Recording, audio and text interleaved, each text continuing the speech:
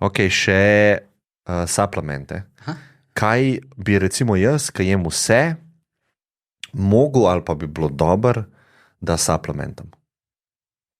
Pa predpostavljava, da je tvoja prehrana, da imaš že vse.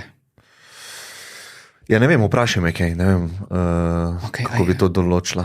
Greva drugače. Ok. Greva čistko, ker se jaz tega lotim ponavadi, ko me kdo Prav. to vpraša.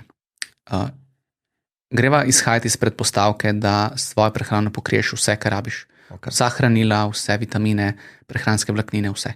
Ok. Edini supplement, ki bi ti ga lahko splošno priporočil, sploh zdaj v zimskih pa jesenskih mesecih, je vitamin D, Ok. ker ga iz hrane enostavno ne dobiš, razen če poješ 300 do 400 gramov lososa vsak dan. To ne, ampak ja, zaradi sonca, ne? Zaradi sonca. Ja. Sonce zdaj le pač v naši koži ne sintetizira dovolj vitamina D. Tudi če bi nagi hodili po zimi okrog, enostavno ga ni dovolj. Tako da to je edino priporočilo za suplemente. ok. Razen, če ne ješ masnih rib veliko. Ampak si rekel, da lososa ješ pogosto ne. Tebi recimo 2 porcije lososa na teden, torej 2x po cca 150 gramov, tedensko dozo omega-3 dejansko zagotovi. Sprav ne rabiš omega-3 suplementati. Ne rabiš nujno, torej minimalne potrebe pokriješ, če pa želiš neke take dodatne benefite, kar se tiče neuroprotektivnih učinkov, ne, je pa mogoče smiselno razmisliti o dodatnih. Nevarnosti pa ni suplementaciji. nobenih Ne, pri nevarnosti teh ni. klasičnih suplementih. Nevarnost bi bila, če bi ti užival pokvarjene te suplemente, torej da bi imel omega-3 so precej občutljive maščobe na temperaturo, pa na sončno svetlobo.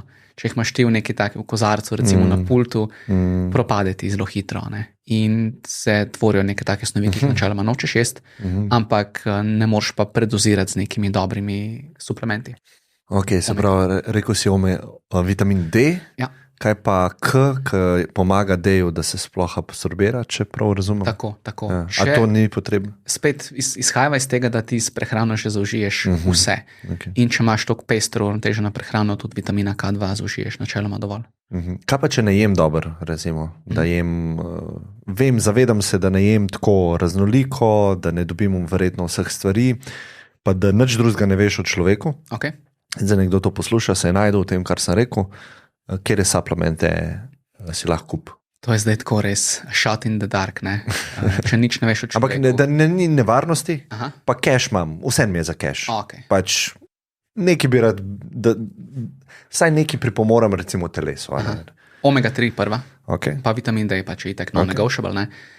Pol bi se jaz tukaj po moje dotaknil magnezija, Magnezij, ok. ker če nekdo je slabo v narekovajih, ponavadi pomeni, da je zelo malo stročnic, zelo malo sadja, zelenjave, rastlinske prehrane na splošno in je magnezij tukaj precej slabo zastopan, ne? Tako da magnezij.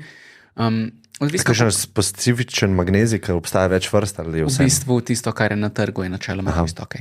Ne bi kakšen kompleks priporočil, kaj je mešanica recimo različnih magnezijev v eni. Iskreno ne vem, zakaj bi preferiral mešanico pred nekim citratom, recimo, ali pa Zdaj spet jaz čisti laika, ne? Ampak se mi zdi, da imajo različne vrste magnezija različne efekte na procese v telesu. Ne? okay. Se pravi, če ješ samo oksid, magnezijev oksid, ne boš dobil recimo drugi obstajajo. To sem v bistvu slišal, ne vem. Mogoče zaradi točno. absorpcije, mogoče. Ne vem. Tudi jaz nimam toliko teh podatkov, res s tem se ne ukvarjam toliko veliko, ker imajo ljudje ponavadi druge stvari prej za zrihtati v prehrani, kot Itak, ja, seveda. suplement magnezija.